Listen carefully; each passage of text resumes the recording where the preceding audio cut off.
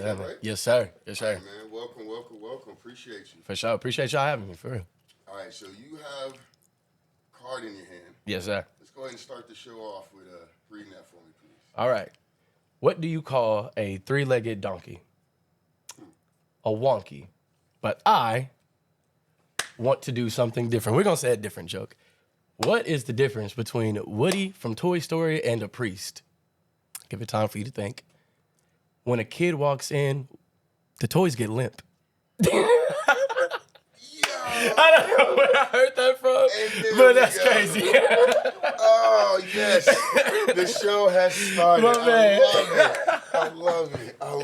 My And man. we're going to sprinkle some salt for that motherfucker right off the bat. Let me do my intro. Hey, what's up, Guan? Bonjour, famille. It's Bum Jonas, and I'm here with... Rapper, rock star, singer, anime extraordinaire, Kamaal Malik. Let's get started, man. We about to have a sit down in Sykes. All right, man. So, ooh, that was a good one. That was a good one, bro. I love it. I said that at the crib, and my mom was not fucking with it. She was like, "Get the fuck out!" She was like, "Get out of here!" Literally. Get the fuck out of here. She give me that look where it's like no words. She just. I was like, "Yeah, okay, You know. I got it. I'm gonna love go it. pack it up." All right, man. So, all right, let me ask the cliche question. Yeah. I appreciate you being here, man. Man, your energy is already infectious. I'm like, damn, let's go do something. Appreciate it. Let's get it. Let's get it. Take some shots and fuck some shit up. Tequila, preferably. Oh, damn. Okay, all right. Man, got to. You are dangerous. I used to be. Okay. Not anymore. He's a man of a particular danger, y'all. All right, so who is Kamaal Malik? What do you do and why? All right. Who is Kamaal Malik? Kamaal Malik is just, honestly, we all had that version of ourselves where we were like, we were kids and we were free.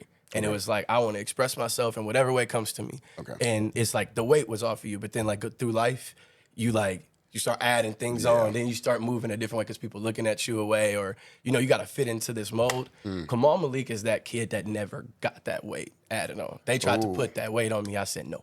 And so I express and I create in every facet that I want to. I just like expressing myself. Okay.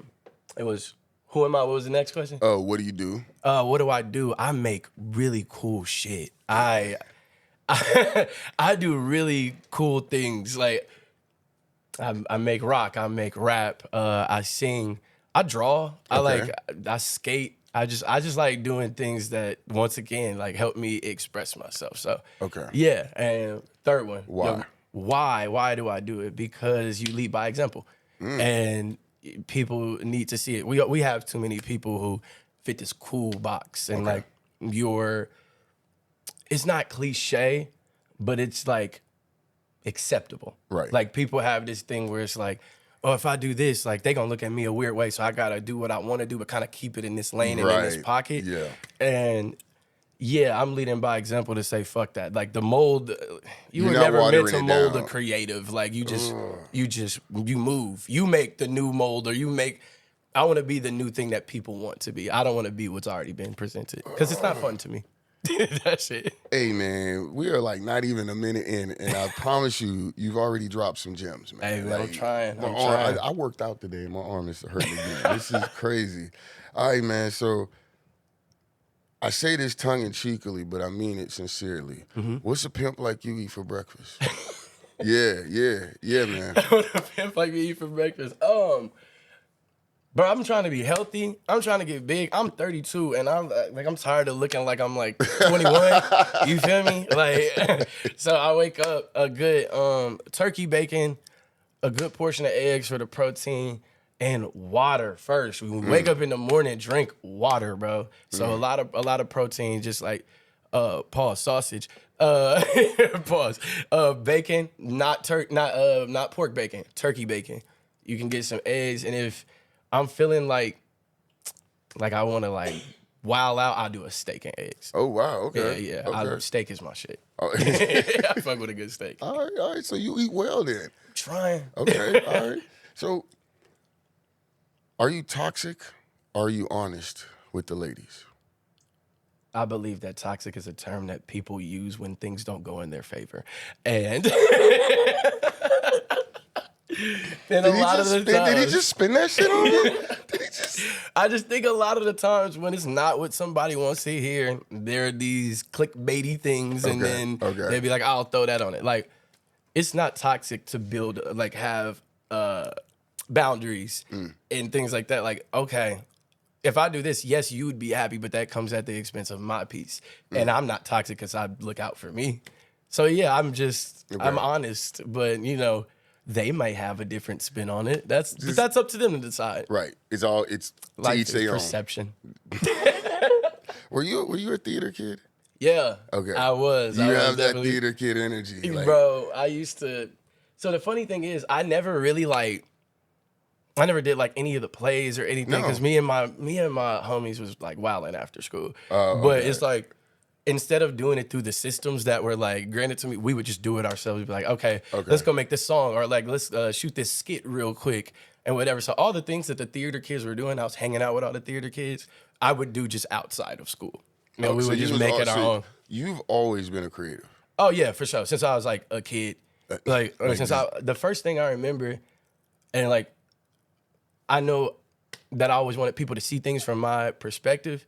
Is like my family is very like God-fearing and like very like in the Bible. Like I was in the Bible early. Okay. And so the first thing that I ever remember drawing, I remember showing my mom. She's like, "What's this?" I was like, "Oh, this is God." And I would like draw like things that I saw or things that I felt. And so it went from that. My dad's an artist. He makes comic books and stuff. Wow, okay. I made comic books when I was 10. I was like on CNN and all this shit, but it just wasn't my thing. And then I was like, all right. Did you just say CNN? Yeah. Well, hold on, why did we gloss? Because I don't like to talk. We can talk about it.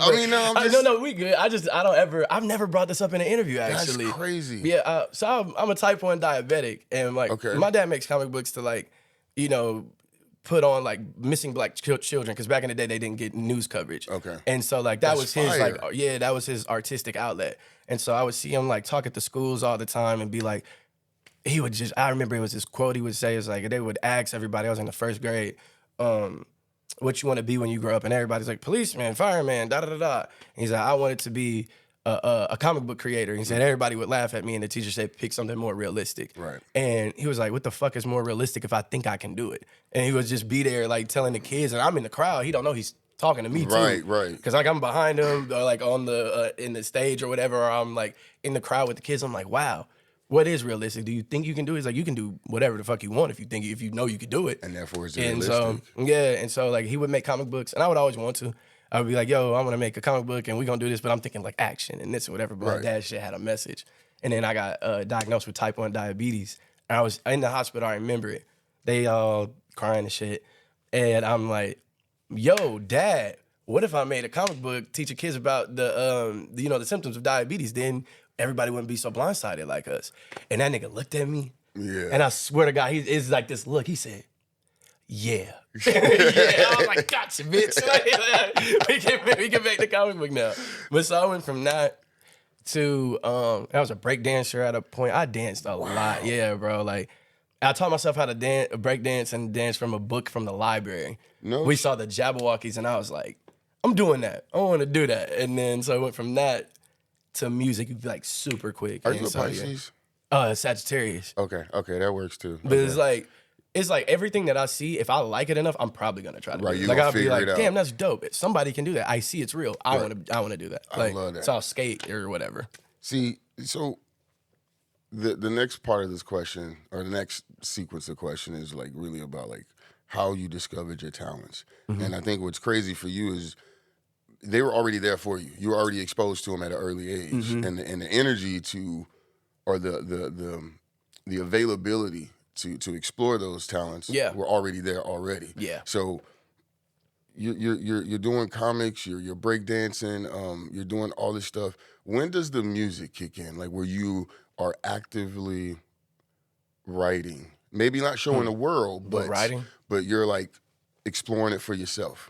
So the thing is, music has always been around me. Like my dad, like back in the day, everybody wanted to be Michael Jackson, but like girls would think he was Michael Jackson. They would chase him in the mall. Oh shit! And so like he can dance his fucking ass off. Okay. But he be playing like Michael Jackson all day.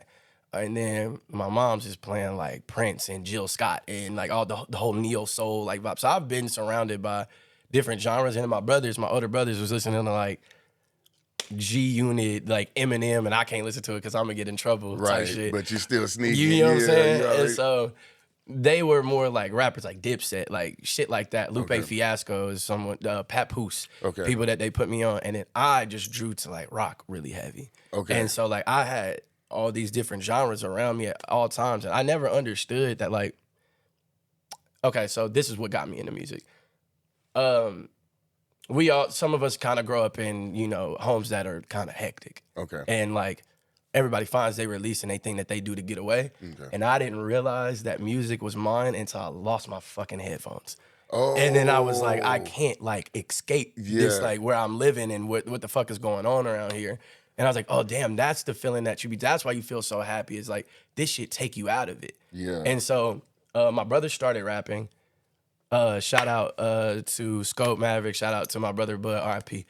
He's the first one to rap in our like family. He's the best rapper. Like to this day, I've never met a better rapper than him. Then my other brother. Oh, for sure, better than me. Damn. Like that motherfucker's crazy. And then AK started rapping. And shout out to AK. That's my older brother, and he, unlike most people, he just be good at shit off the rip. Just like boom, he's just doing it.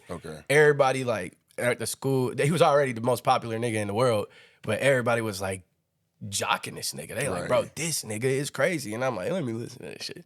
He's 16, and I really feel like at 16, he's one of the best rappers in the world. Damn. I'm not even joking. He has this mixtape he made called The Definition. So I saw that, and I was like, oh, you can do it. Because I always wanted to make music, but I never understood how. Like, I want to, but we had those laptops we got from the schools, and people was just recording on GarageBand. Shout out to them laptops, bro. Man. That shit changed a lot of shit, man. Niggas started becoming directors by themselves. They started becoming engineers by themselves, making beats on Fruity Loops and all that. Bro, so I saw that you could do it. And I'm like, okay, let me try. Now, unlike my brother, I was bad at first. I wasn't that good yet. So I was like kind of, you know, on the hush with it. And I'm like writing this shit and I got good. I think a lot of niggas are scared to be bad at shit. And like, you gotta be bad at shit first. Like, failure to me isn't failure. Failure to me is like, all right, I did this and that didn't work. So, but this did. So I'm gonna add on to that. Let me do this differently this time. But niggas be so scared to like look goofy or cringe is like a word that niggas use now. It's like, that's cringe. Name a nigga who ever did anything great who didn't look cringe before the world caught on. At some point. You know what I'm saying? Like, cause Tyler the Creator was cringe a while ago, and that's when I fucked with him. And now he's like the best rapper in the world to people. And it's like he went through his cringe phase. But to get there. It's like you just gotta be scared to like, or not be scared to like fuck up. So that's when I started writing. It was when my brothers started rapping, and I was like, oh, you could do this shit. And I can see that it's like tangible. And so I moved from there. So when did you decide to show the world? At what, like, do you remember the song or the moment you were like, hey, nah, I can put this shit out? It's this song. It's my best friend's favorite song from me ever. So it's still available? It's on YouTube somewhere. Easter egg. It's called Off the Leash. My name used to be K9, and they called me Bark, whatever. And so I put that song out, and I was like, this shit kind of gas, nigga. Like, this shit kind of fire. And ever since then, I was like, what? I would be rapping verses to people, but I never put it on wax. I think it was my, not junior, it was my freshman year. And I was like, here, if y'all got something to say it. But nigga, like, I'm rapping to me.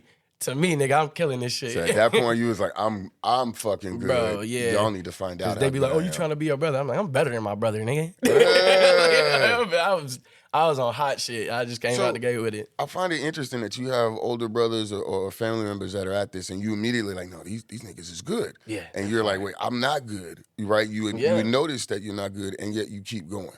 Like, there was no, like, because especially in a sibling situation, it's easy to be like, all right, well, fuck it, I don't want to deal with it because there's an effort that's required, right? So why? Why did you keep going? My family's just talented, bro. And like even when I wanted to like draw, I'm like, my father's a way better like artist than me. That don't mean don't do it. Because like he didn't, wherever you seeing them at is just where that's where you saw them at that moment. They decided to bring that to your attention. I don't know what he did in his personal time or when he got good to get to to get to where he was at. It's just like that's when he decided to bring it like full like facing. And then also like I be saying, people are scared to fail at effort. Like everything is so instant right now. It's like popcorn music. Yes. Like if it don't sound good right now, you like, oh fuck it. If you making a song and you like, oh, I'm not getting it, they be like, fuck it. People are scared to work. But I grew up watching anime, bro. And them niggas get to it. He's like, oh, it didn't work? All right, 10 times gravity. I gotta get stronger. I gotta do this shit. They be breaking their bodies and like they try. It's the effort. And then at the end of the day, they be the ones who surpass everybody. Niggas are scared to try. Something that's crazy about anime, I love that you bring that up. I think is super appropriate for you because you represent that anime energy, right? For sure. That black anime energy, especially of like, yo, I do We make that shit pop, I'm not gonna lie. Black anime people make would that save the world. Anime shit pop. Don't Something stop about playing. anime that I wonder if people notice or not is that usually like they're so hyper focused on that thing that even something that could be considered a negative aspect of a capability can be turned into a positive. They can still weaponize something. You know what I mean? Some salt on that. Yeah. Yeah. We be out here sometimes with it. But I want to stop and give you your kudos. I do it all the time. I want to make sure people get their flowers. Obviously, you want to get your flowers while you're above ground. But I also think it's important folks get their flowers before the rest of the world does. Because the journey to be somebody is just as important. And we all need that fuel of that re-injection of confidence. Like, nah, bro, you doing your fucking thing. And what I love about your energy, one is your energy. Like what we see and hear is exactly what's in the person, Absolutely. right? Your confidence is just like Super Saiyan God level, bro. Like Brawly type shit. You know what I'm saying? I appreciate like, that wow, shit. I feel ready to knock some shit. You know what I mean? Like we're gonna put a hole in the wall. I appreciate that, bro. Thank you. But and then the other, again, I want to go back to the consistency because I found your music several years ago, and the quality has improved, but the energy and the confidence again, but the wordplay, the mix, the way that you have the rock, the rap, the R&B, none of that has changed in terms of like how you present it and the way that I know that you love this shit. You're not just trying. I'll never give up. There's no way. You know what I mean? So hey, I gotta pause and just let motherfuckers know, man. You appreciate it and you're a dope individual. Appreciate that. Yeah, hey, look, hey, my man. Thank you. All right, so let me ask you, bro. When it comes to music and it comes to the creation process, where do you feel most comfortable? Like which aspect of it is most comfortable, and then where do you need to be when you're handling that aspect of things? I think the best part for me is like the actual like the creation of it. Not putting out to the world is good. I love it. I love performing. I love doing that. But it's something about just being in the studio. It's like my escape. I like that's why the song sounds so like I feel that shit and like other people can connect to it because like I literally black out in the studio, bro. Okay. That is the best part. And like to create like that, like it's like you shed all the noise of the outside world. Like it's like people are like, oh, this is rock, this is whatever, or I don't like when you rap or whatever. Like when I go in to create, I'm not hearing none of that. All that shit. So it's like I'll go in there, a little thing of tequila. I want to get on my vibe a little bit. I stop hearing anything but like all the negative shit. I stop hearing it, and it's only my positive thoughts. And it's like, bro, go like express, go do it. And so that's probably my favorite part. Is just the studio. I like how tedious it can get. I like spending fucking 2 hours on one harmony. I like spending. Like going to the studio and being like, damn, I didn't hit the mark. Going home and listening to the song. I'm just sitting there. I'm like, fuck, what could I do here? Oh, I just heard a new harmony. Oh, I just heard a new ad lib. Okay, I'm not gonna say that. I'm gonna say this. Like the tedious part that niggas is scared of. You like that part. It's so fire to me because that's the beauty of it. That is creation. It's like, let me go and make this shit perfect. And then like, we be in there, he'll play the same loop. Like he's engineering the sound, just making sure that like the tune is right, or the reverb is right. And I done heard fucking it's a pimp in the house, it's a pimp in the house, and a little harmony. I done heard that shit like 1,000 fucking times. But it's like on that 1,000 and like first time, it's like got it. And that is the best part. I fucking love that shit. All right, so that is where you are at home and most comfortable. I fuck with that, bro. okay. In the studio. What's been the most difficult song to record for you, as far as, you know, from a technical sense, right? Like, man, I want to put this with this. I want to mix this with this. Maybe the lyrics weren't coming together. Maybe the mix wasn't hitting the way you wanted or something. On the album, the hardest one was probably, let me think. I think it was Sick and Tired, bro. And that, boy, I love that song. That is like, if people ask me like, yo, how are you doing? Like, how you feel? Like, it's that song at the moment. Like, 2025 was rough for a lot of niggas. Yeah, it was rough for a lot of niggas, and I feel you. And I just had to be honest. Like, that's one thing I love to do in my music. It don't matter where I'm at. I stopped lying in my raps when I was like a sophomore. Okay. When I realized I was like, nigga, you ain't got no money. Well, that's why I'm doing this. Bro, you don't even got bitches like that. You done fucked like 3 bitches so far in your life. You're like, what are you lying for? And so I feel like music really like hits when you are honest, and it lets you really like feel it. Like, if you're not feeling it, you're not gonna hit that note the way you know that you want to hit it. But if I'm singing, I'm sick and tired, nigga, Right. You gonna feel that shit. But like that, and it was like, it's a culmination of everything that I do on that song. Because like the harmonies is like mad R&B based. The hook and the first verse is very like rock. But then I'm like, I want the backgrounds to sound like R&B. Like, I want you to be engulfed in the whole thing. Then I'm rapping. Right. I'm like, yeah, but I don't just want to rap. And it's like, yeah, let me do some rock ad-libs in the background of this shit. Like, I'm telling you, I spent so much time, like, shout out to God, he's sending that song back. Like, that one part at 1 minute and 45 seconds, when I hit that yell was too loud. The rest is good. And he turned it down, and I'll be like, okay, at the end, that needs to echo one more time. So you are that engaged. Oh, you are that. Fuck yeah. I'm a ghost engineer. Like, I don't know how to do it, but I know what I want to hear. Okay. And so, like, I don't know how to get in there and click the buttons. You don't need to, because you know what you want to hear. You know what I'm so you figured out how to communicate that. And, like, we go back and forth. And he's like, okay, like this. And I'm like, a little bit. Add a little bit more reverb to that. And I swear to God, he hates. He hates when me and my other homeboy So come in. Because he like, y'all have so many layers. Like, just say the line. I'm like, no, because you don't feel it if I don't put the layers in there. I can say this bar, and you'd be like, man, that's a cool little bar.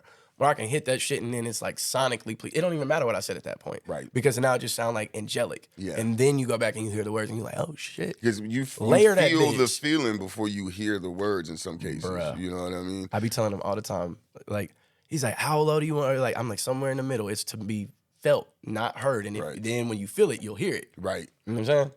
I have to say, some nerd music shit. Shit happens, man. Facts. I Can't Lose. Yeah. Is a fucking anthem, bro. Yeah. How did that song? I mean, I don't necessarily like to like dive into particular songs, but because I want people to appreciate the full scope of the artist and everything they do. But I'm curious how that song came about. Like, what were you thinking about? Were you going through some shit, or?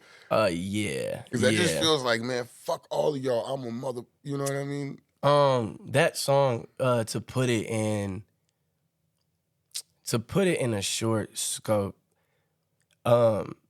that song came about because I didn't make it before my brother died. Oh, damn. And like that whole like feel of that song, and why people's like, this is so hip hop. This is so like, nigga, you rapping like it's not like braggadocious. It's like, I believe in myself, and like he's speaking to all the dreamers and shit. That's how my brother rapped. Oh, like okay. my brother, like bro, Bud. So that was like an homage type of song. Okay. like bro, because I haven't brought myself, like I want to make a song about him, but I don't think emotionally I can do that right now. Okay. And so like, because he's only been gone like 2 years, and I'm like, but I do want to like tip my hat to you, and like that's a hell of a tip, bruh. And like sometimes I leave the studio even before he passed. I make a song, it don't even gotta be rap. I'm like, I know he would fuck with this one. Right. Like, I know you'd be proud of this one. And so like, every time I leave the studio, I think that making an album, I was like, nah, I gotta make one I know this nigga would have been like, boy, you fucking did it, nigga. Yeah. Like, you did it. And so like, I took that feel of the rap that he makes, and then the rap that I make, kind of blended it, and then was like, you know, I didn't get to do it before you left. Right. Like, but I won't lose. Like, it's going to happen, bro. And at the end of the day, when it does happen, I'm going to look up and be like, told you, bro. Like, let's get it. I told you, nigga. So, Woo, Yeah, man, that's how that song came about. Man, thank you for that vulnerability. That was crazy. What's the No. Let's move along just a little bit here. For sure. I don't want to talk about that. Fuck all that shit. I don't care about that. When it comes to, I want to talk about for me, you're a fucking hybrid. You know what I mean? You're like the perfect, like clone 17 and be, you know what I mean? Like everything is where it's supposed to be, and the rap and the rock and the R&B and the tedious details, right? Like, where did you figure out these basics? Where did you learn that? Okay, I need this. A rock and roll bridge is gonna hit like this, and you know what I mean. How did you figure this all out? Fucking repetition, Okay. trial and error, and then also at the end of the day, I realized why I like listening to music so much. Remember, I told you that was my escape. I'm putting it in, like when I put my headphones in and I'm gone. I'm not just listening to music. I am literally studying. Like I'm almost autistic about it. Like bro, I'm not lying. I would take one part back. Like a certain 4 or 5 seconds that hit like crazy, I'd take it back like I'm not lying 50 times. Trying to listen to understand it. Yeah, I'm breaking it down. I'm like, okay, that was a high harmony, that was a low, but there's something else in here that feel like what is he doing, or the tonality of it.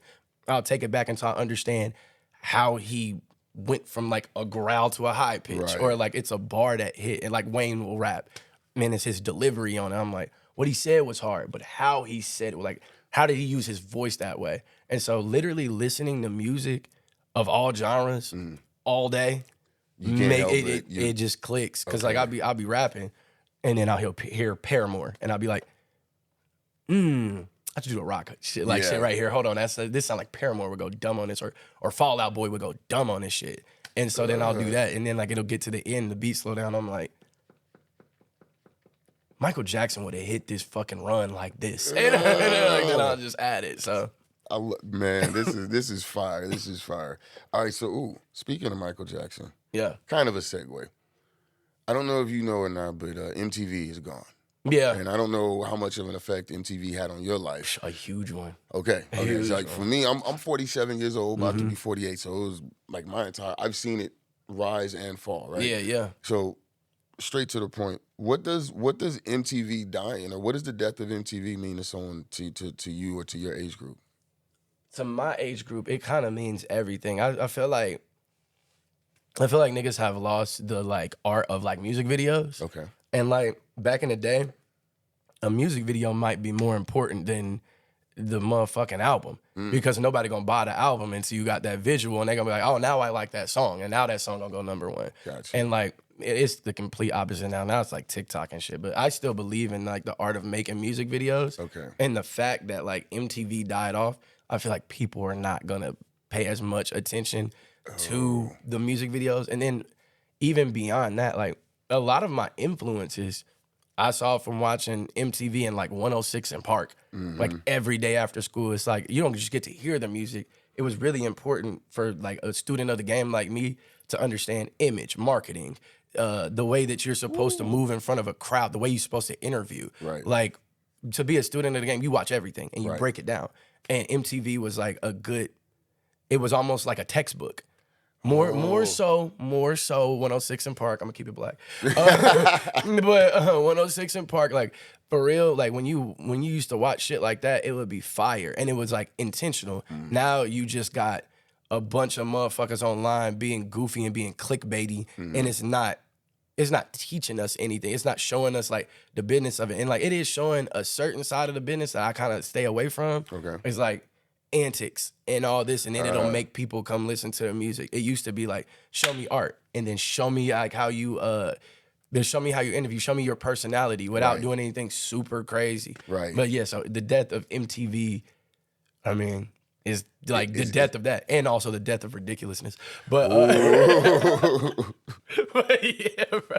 I fuck with this guy, man.